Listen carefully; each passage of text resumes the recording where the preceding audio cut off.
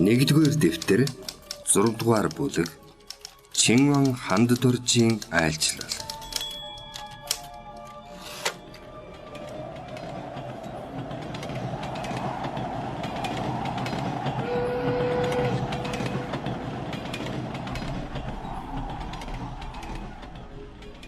(1912 оны өвөл Сибирийн их тайгыг хөндлөн хурдлах галт тэрэгний тасалгаанд Богд хаант Монгол улсын гадаад хэргийн сайд Чинван ханд дорж, шүүх яамны дэд сайд Эрдэнэ Жонван Ширнэн дамдин гадаад хэргийн дэд сайд Сэрэндорж нар ярилцсан суулаа. Хандван дээдүүд хотод итгэл хамбтай уулздаг их хэрэг боллоо шүү. Итгэл хамб Петербург хотноо Баатар цагаан хаанд бараалгах асуудлыг эхэс дээдстэй ярилцаж тохирч өгөхөр босно нь чухал боллоо гэж өгүүлэхэд Ширнэн дамдин болгошронгуйгаар уряд нар бидний мах цусны тасархай болохоор туслах гэж хөөрхийх хичээх юм. Харин энэ Кростовец ноёны царайг харахад бидний асуудалд Оросууд нааштай хандах нь юу л бол? Саяхан зурсан энэ хилцээрийн үед өвөр Монголыг манайд хамааруулахгүй гэж улайр нь зүтгэлээ. Петербург хотноо бидний асуудалд нааштай хандна гэдэгт итгэхгүй юм да гэж өгүүлв. Хандван хөмсөг зангидан сууснаа. Очоод харъя даах. Эзэн Богд хаан өвөр Монголыг нэгтгэхэд тусалцаавах, нийслэлтэй харилцсан элчин сайд нар суулгах, цэрэг зэвсгийн болон цэргийн сургагчийн тусламж авах сангийн зээл авах зэрэг асуудлыг хөндлөн тавьж айлтсан. Харин Монгол улсыг бусад гадаад оронтой харилцаа тогтоох гэдэгт Оросууд дургүй байна гэж хэлмэрч Довданов ярьсан. Үүнийг Оросуудад яаж ойлгуулах билээ л гэж бодож суун хэмэв. Сэрэндорж эхлээд Оросын Баатар цагаан хаанд бараалгах хойно Оросуудад хэлж байж уулзах нь зөв гэж санав. Энэ Довданов бидэнд үйлчилж байгаа ч гэсэн цаашаа Оросуудад үг зөөдөг байж болзошгүй шүү дээ гэхэд Хандван толгойд өгчээ. Петербургт ирэхэд нь Монголын төлөөлөгчдийг Астория буудалд буулган 25 жил Монголд консулаар ажиллаж байсан Шишмарьевыг орчуулагчаар томилжээ. Оросын ерөнхий сайд Коковцов худалдааны яамны сайд Тимошев нарт бараалхаж өөрсдийн хэрэг зорилгыг тайлбарлан ярьсан төлөөлөгчд эзэн хаан Николайд бараалгах өдрийг тэсэн ядан хүлээж байв. Монголд талтай гэгддэг байсан ерөнхий сайд Коковцов улс төрийн асуудлыг эвийг нь олон тойрч худалдааны тухай асуудал голлон яриад байсан нь Хандвангийн сэтгэлийг түгшээв. Бүх уулзалтанд оролцсон Ширнэн дамдин ман Хандван гол асуудлаа тулган ярихгүй Оросуудын үгийг дагуулan нийлж хэтэрхий ёсрохуу байна гэж шүүмжилж бухимдав. Эрдэнэ Жонван Ширнэн дамдин бол Түшээдхан аймгийн Дархан Чинвангийн хошууны тайж Сэрэндоржийн хүү бөгөөд Сэрэндоржийн хатан Норовтой Богдгийн хайр сэтгэлийн харилцаатай байжээ. Ширнэн дамдин Богдын итгэмжит хүн хэмээгдэн энэ айлчлал Богд хааны нүд чих болж яваагүй юм. Түүнийг явахад даалмт Сэрэнчимт Хандван Оросуудад их талтай хүн шүү. Сайн харж хэлэлцээнд хурцлж яваарай гэж загсан юм санаж. Төлөөлөгчд гадаад яамд хэд уулзсны дараа л Оросын эзэн хаанд бараалгах асуудал арай гэж бүтжээ. Гадаад яамд хийгдсэн уулзалтууд нэлээд бүтлмуутайхан байгаад сэтгэл дундуур байсан Хандван орчуулагч Шишмарьеваас хааны эрх мэдлийн талаар лавлан асуув. Шишмарьев эзэн хаан их өндөр эрх мэдэлтэй байлгүй яах вэ? Гэхдээ эрхэм вантан та гадаад яамн дээр тохиролцож чадаагүй асуудлаар болгоомжтой ярина бидтэй. Засгийн газар дээр тохироогүй асуудлаар өндөр дээдсд айлтгахад хүндрэлтэй байдгийг гэжээ. Царское село буюу хааны хотгон гэж нэрлэгдэх Петербург хотын ойролцоох Елизавета хатан хааны бариулсан гоёмсог ордонд Чинван ханд дорж Жонван Ширнэн дамдин нарыг 2 дугаар Николай хаан хүлээн авч уулзав. Уулзалтын өмнө тэднийг Оросын одонгуудаар шагнасан тул их хаанд бараалгахдаа юуны өмнө өндөр их шагналд талархаж байгаагаа илэрхийлж зорьсон хэрэгээ тайлбарлан өчөв. Хандван их хаан таны тусалж дэмжсэн ёсоор манай улс тусгаар болсон тул хоёр нийслэлд элчин сайд нар харилцан суулгах хүсэлтэй байгааг болгон амна. Мөн өмнөх зэвсгийн тусламж их хэрэг болсон тул одоо дахин үлэмжих зэвсэг, гунан буу, цэргийн сургагч нарыг олгох асуудлыг дэмжиж өгнө. Манай өвөр Монголын мужуудад хятад цэрэг олноор орж ирж дотоод чуулганы ноёдыг хүч түрэмгийлэх болсон нь их тул ховдын хязгаар тусалсны нэгэн адилаар тусалж өгөхийг хүсмөй гэж айлтгахад Николай хаан элчин суулгахыг төр дүүтгэл сүгэ. Буу зэвсэг цэргийн сургагчийг манай гадаад яам цэргийн яамтай хэлэлт сүгэ. Ямар ч байсан танаа Монголд тусал гэж би тэдэнд хэлнэ. Өвөр Монгол хэд хол тул манай цэрэг оролцсон туслахад бэрхшээлтэй. Харин хятадтай уран аргаар хэлэлцэхийг би даалгана гэж хэлснээр бараалхалт дуусчээ.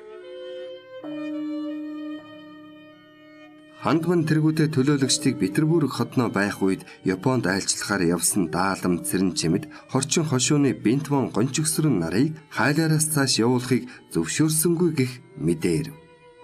Тэднийг явуулахгүй байх арга хэмжээ хүрээнд байсан Кростовец авч хайлаарт байсан Константин газартаа мэдээлсэнд Оросууд Японы талд 1907 оны гэрэгээ сануулж гадаад Монголын хэрэгт оролцохгүй байх амлалтыг мөрдөхийг хүсжээ. Японы талж харилцаа хурцдахаас болгоомжилж дааламыг хүлээж авсангүй. Үүнийг дуулсан Хандван ихээхэн харамсаж Оросын талтай хийж буй хэлэлцээнд сөрөг уур амьсгал үүсэхгүй хэмээн улам ёсорхуу болсонд Жонон ширнэн дамдин улам бухимдаж байв. Гадаад хэргийн сайд Сазанов, цэргийн яамны сайд Сухомлинов нартай уулзсны эцэст Оросын тал элчин сайд томилохоос татгалзаж тодорхой хэмжээний зэвсгийн тусламж өгөх болжээ. Гадаад хэргийн сайд Сазанов дотоод Монголд Орос улс өмгөөлн тусалж чадахгүйгээс гадна үүнээс болж Монгол улс хятадтай байлдах тохиолдолд өмөөрөн хамгаалахад бэрхшээлтэй. Харин Солон баргын хувьд тусалж болох юм гэжээ. Энэ уулзалт дээр Хандван гадаад улс орны элчин сайд нартай уулзаж найрамдалт харилцаа тогтоох, худалдаа наймаа хөгжүүлэх асуудлыг хөндөх гэж байгаагаа дуулгахад Сазанов саяхан танай дотоод явдлын яамны сайд даалам цэрэн чимэд Япон явах гэд замаасаа буцаагдсан байна. Бусад улстай харилцаа тогтоох цаг хараахан болоогүй байна гэж бидний зүгээс сануулсараад л ийм ичгүүртэй хэрэг болов гэж сануулад авчээ. Петербургт ирээд Чингмангаас хүрээнд явуулсан цахилгаанда элчин сайд зэвсэг дотоод чуулганы тухай сайдуудтай хэлэлцэж буй. Гагцхүү албаны гэрт буулган өргөлж түшмэл цэрэг хамгаалж сахих учир бусад улсын элчин сайдуудтай учирч сэм хэлэлцгийг бэрхийн дээр түүнийг үл задруулахыг итгэх нэмч бэрхтээ хэрхэн тогтохыг гуйсуга хааши өргөн илгээв гэж бичжээ. Петербургт байгаа бусад улсын элчин сайд нартай уулзах Чингман хандад оржийн оролдлого бүтлгүй болсон юм. Францын элчин сайд Парижид бичсэн мэдээнд гадаад хэргийн сайд Сазанов Монголын төлөөлөгчтэй уулзснаа мэдээлээд Монголын төлөөлөгчд бусад улсын элчин сайд нартай уулзахаа мэдгэлээ. Гадаад их гүрнүүд хятадыг ч хүлээн зөвшөөрөөгүй байгаа тул эртэтсэн алхам болох байх гэж хэллээ гэв. Би энэ тухай Английн элчин сайдад мэдээлсэн бөгөөд Жорж Блюкнан ч миний бич тэднийг албан байдлаар хүлээн авч чадахгүй нь мэдээж билээ гэсэн байна. Хэлмэрч төшмөл цэрэн дэндвийг уулзах хүсэлтэд тавиулан явуулахад Англи Францын элчин сайд нар татгалзаж Германы элчин сайд эхэлж болцсноо дараа нь уулзахаас татгалцсан ажээ. Мөн хэлмэрч Довдановыг илгээхэд Бельгийн элчин сайд уулзахаас шууд татгалцсан. Японы элчин сайд Англи Францтай уулзсны дараа болъё гэж хариу өгсөн байна.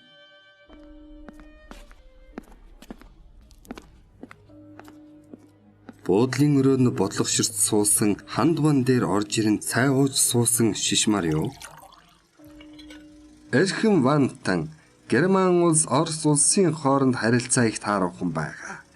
Тиймээс Германы элчин сайдтай уулзна гэдэг Орос улсын хувьд таагүй алхам болно гэдгийг та ойлгох буйцаа хэмээхэд Хандван Франц, Англи болон бусад улстай уулзахад болохгүй юм юу байх вүлээ гэж лавлахад шишмар юу? Хятад улсын ирээдүйн байдал ойлгомжгүй хэвээр байгаа. Энэ улсын талаар манай Орос улс гадаад найрамдалт харилцаатай улсуудтай хэлэлцээ хийж байгаа. Ийм үед Монголын асуудал холилдож орж ирэх нь хэлэлцээг улмал эдрээтэй болгоно гэж үзэж байгаа юм. Гэхдээ эрхэм Вантан, би насны чөлөөнд суусан л хүн шүү дээ. Албан ярианы гэхээс хувийн бодлоо хэлж байна гэж бөөрөн хэлжээ. Ядаж цэрэг зэвсгийн тусламж хүссэн бичгтээ хариу авмаар байх юм. Саяхан хүрээнээс энэ асуудал чухал байгааг сануулсан захилгаан утас ирсэн. Гэтэл одоо ултал хариу алга. Гунан буу 30 пулемет буу 60 винтов 10,000-ыг хүсхийг даалгасан.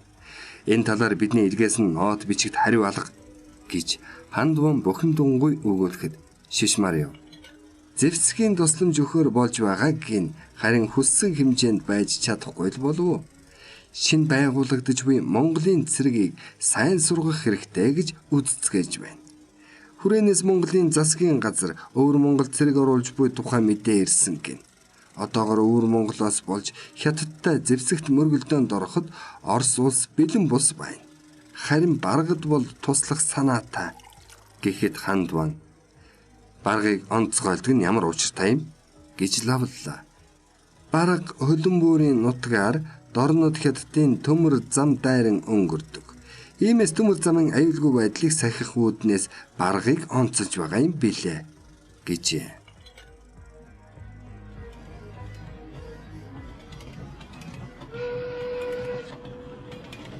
Айлчлалын төгсгөлд 2 сая рублийн зээл авч тодорхой хэмжээний зэвсгийн тусламж авахулсан тухай Оросын тал мэдэгдэхэд Хандван сэтгэл дундуурхан удаг буцлаа. Чинван ханд доржийн айлчлалын үр дүнд хүрээний ихэс дээдсэж ихээхэн сэтгэл дундуур байлаа. Кростовец дурсахтаа Монголын хөөрхий дипломат Петербургт хүчин мөхсцснийхэн төлөө хайр нэргүй зэмлүүлж байгаа юм байна. Тэрч байтугай Оросоос хахуул авсан гэж хардагдж байгаа аж. Тэрбээр даалан болон шашны эрх баригчид намайг ур бөгч гэж үзэж байна. Та бас болгоомжтой байгаарай гэж сануулж байв гэжээ. Ширнэн дандин хүрээн дээрээ Хандван Оросуудад хэтэрхий зөөлөн хандсан гэж зэмсэн нь хэрэгт нэрмээс болж даалам цэрэн чимд Бинтван гончигсрун хайсан гүн нар түүнийг Оросуудад их буулт хийжээ гэж хардахад хүргэжээ. Орос Хятадын тунхаглал. Оросын гадаад хэргийн сайд Сазанов Чинван ханд доржийг буцсны дараахан Бээжинд шинээр томилогдсон элчин сайд Крупенскийг хүлээн авч уулзжээ. Зөрүүдлээд байгаа монголчуудаа хийсэн яриа хэлцээний тухай мэдээлсэн Сазанов Хятадуудтай хэлцээ хийж эхлэхийг элчин сайддаа даалгав. Цагаа ойчин суусан Сазанов Василий Николаевич, Балканы хойгт дайнд орсон цагаас хойш дорнод хил дээр амгалан тайван байдалтай байх нь чухал болоод байна. Балкан гэдэг бол дарьтай торхол гэсэн үг. Эндээс дэлхийн дайнч дэгдэх ихээхэн магадлалтай гэдгийг энэ нутагт хил залгаа газраас гаралтай та ойлгож байгаа биз? Иймээс дорн зүгийн асуудлыг өөрийн эрх ашигын үүднээс инх тайван замаар шийдвэрлэх нь чухал байна гэжээ. Крупенский Молдовын язгууртан гэрүүлээс гаралтай дипломат бөгөөд түүний ах Паул Николаевич Бессарабас төрийн дунд сонгогдсон гишүүн тул дүүгийнхэн томилолтод нөлөөлсөн хэмээн ярилцдаг байсан. Харин Сазанов түүнийг чадварлаг дипломат гэдгээр нь таних тул Бээжингийн эрх баригчдтай хэлцээ хийх нарийн төвхтэй албанаа томилсон байна. Өмнө нь их төваны бослогын үеэр Бээжинд алба хааж байхдаа олон яривхтай асуудлыг зохицуулж Хятадуудын дунд нэр хүнд олоод авсан нэгэн гэдгийг нь ч мэдэх тул Сазанов Крупенскийд бүрэн итгэж байв. Крупенский Сергей Дмитриевич, монголчууд тусгаар улс болно гэж зүтгээд байгаа нь хэлэлцээнд ихтер болно доо.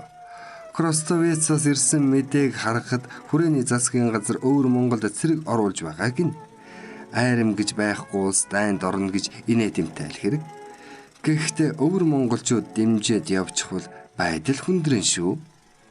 Сазанов Эзэн хааны засгийн газар монголчуудын тусгаар улс болох эрмэлзлийг дэмжих аваас их гүрнүүдийн хооронд тэр дундаа Японтой харилцах харилцаанд төвөгтэй байдал үүснэ гэж үзэж байгаа. Монголыг тусгаар болгон Оросын хараат улс болгох санаа төрийн дуумын зарим гишүүд ярьдаг гэдгийг та ахаасаа дуулаа биз. Гэхдээ Монголыг одоогоор тусгаар улс болгох нь үүгээр дайлимдуулан Японы зүгээс манжуурыг эзлэн Цаашид Порт Артур, Дальний Бомтод хүрэх замуудыг хааж, Оросын номхон далай дахь цэргийн байршил томоохон сөрөг нөлөө үзүүлэхээс гадна Хятадыг эрс эсрэг байр суурьтай болгох аюултай. Харин баргын хувьд нутгаар нь дорнод Хятадын төмөр зам өнгөрдөг тул Хятадаас харьцангуй тусгаар байлгах бодлого бид барих ёстой. Гэхдээ баргыг Монголд нийлүүлнэ гэсэн үг биш шүү. Барга Монголыг нийлүүлчихвэл дорнод Хятадын төмөр замын асуудал Монголдоо холилдож яриа хэлэлцээг улам хүндрүүлнэ. Тэгээд ч Японтай ямар наймаа хийх вүлээ? Монголтой баргыг нийлүүлчихвэл монголчуудын энэ гүжүүд зангаас болж яриа хэлэлцээ мухардалд орно. Баргын ноёдод тусгаар тогтнолын талаар ярьж одоогор Монголд нийлэх тухай яриа хөөрөөг нь тогтоон барьж байх чиглэл манай консулуудад өгөгдсөн байгаа. Иймээс тухайн цагийн бодит болсон байдлыг хятадаар хүлээн зөвшөөрүүлэх нь чухал байна. Бид саяхан монголчуудад зэвсэг өгөхдөө их хэмжээгээр өгөөгүй болохоор өвөр Монголд тэд төдийлөн амжилт олохгүй бидтэй. Бага зэргийн байлдаан хятадуудыг шахаж таны хэлэлцээнд л нэмэр болно биз.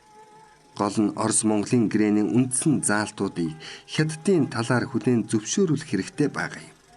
Орос улс Хятадыг хүлээн зөвшөөрөхийн нэг нөхцөл нь энэ асуудал гэдгийг та хятадуудад ойлгуулах болж дээ хэмээжээ.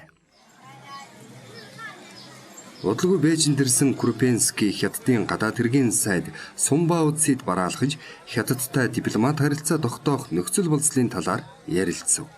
Хятадын хувьд Японы аюул бодиттой нүүрлэж Манжуурын бүс буй Японы нөлөө нь зэвсэгт төрөмгөлөл болох магадлалтай байсан тул Оростой тохирохоос өөр аргагүй болсон байлаа. Мөн гадаад Монголын үйл явц хурдтай өрнөж Монголын эрх баригчдын салан тусгаарлах хөдөлгөөн өвөр Монгол баргад тархаж ихэсэн нь тэдний санааг түгшээж байсантай ч холбоотой юм. Гэхдээ хятадууд амархан зөвшөөрчихсөнгүй. Гадаад хэргийн сайд Сумбаоцийн 1912 оны Монгол-Оросын гэрээг хүчингүй болгохыг шаардаж энэ тохиолдолд Монгол дахь Оросын сонирхлыг хүлээн зөвшөөрөхөд бэлэн байгаагаа мэдэгдэв. Сумбаоци манай хувьд гадаад Монголтой Орос улс гэрээ хэлэлцээ хийснийг хүлээн зөвшөөрч чадахгүй. Чингис нэр гадаад Монголыг улс гэж хүлээн зөвшөөрсөн хэрэг болж байна. Энэ хэлэлцээгээр Оросын иргэдэд олгосон эрхийг манай хоёр орны хооронд шинэ гэрээ байгуулна, түүндээ тусган зөвшөөрч болно. Хэдийгээр манай улс Монголын хязгаар нутагт цэрэг илгээхээс түдгэлзэж байгаа ч Монголыг тусгаар улс гэж үзэн ямар нэг алхам хийвэл ийм шийдвэрийг парламент баталж өгөхгүй гэдгийг элчин сайд та ойлгоно байх. Тэгээд ч Орос улсын цэрэг ховдын хязгаард цагаан түнхийн байлдааны ажиллагаанд оролцсныг Бээжинд олон хүн Оросын далдуур явуулж буй бодлого гэж хардаж байна гэж мэдгэтгэд Крупенский. Орос улс гадаад Монголыг таздаж өөрийн улсад нэгтгэх ямар нэг бодлого бариагүй байна. Гагцхүү гадаад Монголын эхэс дээдэс Хятадын цэрэг орж ирэх, Хятад иргэд ихээр суурших зэргээр тэдний олон жилийн турш хадгалж ирсэн аж байдлыг өөрчилж бүг эсэргүүцэж Орос улсын засгийн газраас тусламж дэмжлэх хүссэн. Орос улсын хил хязгаар болсон энэ нутагт цэргүүд оруулахгүй байх. Монгол Оросын хэлэлцээгээр Оросын талын олж авсан онцгой эрхийг хүлээн зөвшөөрөх, Монголын автономит эрхийг зөвшөөрж Хятад иргэд сууршуулахгүй гэсэн тохиолдолд Хятадын эзэрхийг эрхийг зөвшөөрч болно гэж бид үзэж байгаа юм хэмэв Сумбаоци. Энэ тухай би эрхэмсэг ноён ерөнхийлөгчд илтгэе л дээ. Гэхдээ Монголыг автономит эрхтэй байлгах гэдэг санааг хүлээж авахд их хүнд болно байх гэж өгүүлээд уулзалт дуусныг гараараа дохин ойлгуулжээ. Хоёр тал Монголын асуудлаар олон сар байр суурь хамгаалан маргалдаж байсан ба зарим үед Оросын төлөөлөгчд хэлэлцээг хаях хүртэл эсэргүүцэл илэрхийлж байжээ. Энэ үед Монгол улс өвөр Монголыг хамгаалах зорилгоор 5 замын цэргийг өвөр Монголд оруулсан ба өвөр Монголын нутгийг бараг бүрэн чөлөөлж чуулал таалганд тулж очсон байна. Энэ бүхэн Хятадын талд нэмэлт шахал болж аргагүй Оросын саналыг хүлээн зөвшөөрөхөд хүрчээ. 1913 оны 11-р сард Бээжин хотноо Орос Хятадын тунхаг бичих хэмээх баримтад хоёр талаас гарын үсэг зурв. Тунх гар гадаад Монголд Хятадын тал хэмжээтэй эзэрхийг Оросын тал хүлээн зөвшөөрч Хятадын талаас Монголд зэрэг илгээх, иргэд сууршуулахаас татгалзсан байна. Гадаад Монголтой холбоотой аливаа хэргийг Оросын талтай хэлэлцэж байхыг Хятадын тал зөвшөөрчээ. Богд хаант Монгол улс энэхүү тунхаг бичгийг эсэргүүцэн хүрээнд сууга Оросын консул Миллерт Чинван ханд дорж эсэргүүцсэн нот бичиг өгсөн байна. Ханд ван түүнтэй уулзахаар ирсэн Миллерт нот бичгийг өгөхдөө "Эрхэм консул, та Монгол улс дахин хятадын эзэрхийллийг хүлээн зөвшөөрөхгүй гэдгийг Петербургт айлчлахдаа манай тал олон дахин учрлан хэлснийг санаж байгаа биз дээ. Богд эзэн хаан ч энэ тунхаг бичгийн талаар их сэтгэл үемэрч байна. Ийм нөхцөл байдалд бид өвөр Монголд байгаа зэрэгэ хэрхэн ярилцахаас өөр арга замгүй болж байна" хэмээв. Миллер: "Эрхэм вантан, та Орос улс баруун хил дээрээ дайнтай байгаа өнөөгийн нөхцөлд дорнод хил дээрээ дахин дайнд татагдж орох бололцоогүй байгааг ойлгож байгаа бах. Хэдийгээр энэхүү тунхаг бичгээр Хятад улс Монголд хязгаартай эзэрхэх эрхийг зөвшөөрч буй боловч гадаад Монголд Хятадын цэрэг эргэн оруулахгүй болохыг Хятадын тал хүлээн зөвшөөрснийг та анхаарч богд гэгэнд айлтгана. Өвөр Монголд байгаа цэргийн хувьд нэгэнт гадаад Монголын нутагт хамаарахгүй гэж хоёр улс үздсэн тул бидний зүгээс тусалж дэмжих боломжгүй болж байгаа юм. Тунхагийн дараа хоёр улсын харилцан солилцсон нот бичгээр Монголын талаарх аливаа улс төрийн болон нутаг дэвсгэрийн асуудлаар монголчуудыг оруулан хэлэлцээ хийхээр зөвшөөрсөн байгаа билээ. Энэ ч бас танай монголчуудад санаа бодлон илэрхийлэх бололцоо гаргаж буй хэрэг юм" гэж өчжээ.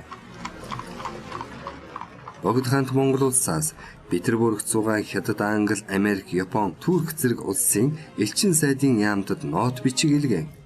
"Манай Монгол улс Хятадын холбогдлоос бүрмөсөн салсан учраас Монгол улс зөвшөөрөөгүй байхад тогтоосон ямар ч холбоог огт хүлээхгүй. Иймд Монгол Хятадын харилцааны асуудлыг гагцгүй Монгол улс өөрөө шийдэх ёстой. Дундад улстай айл улсын инх төвшний ёсоор харилцан найрамдахыг бодож буй" гэж мэдэгджээ.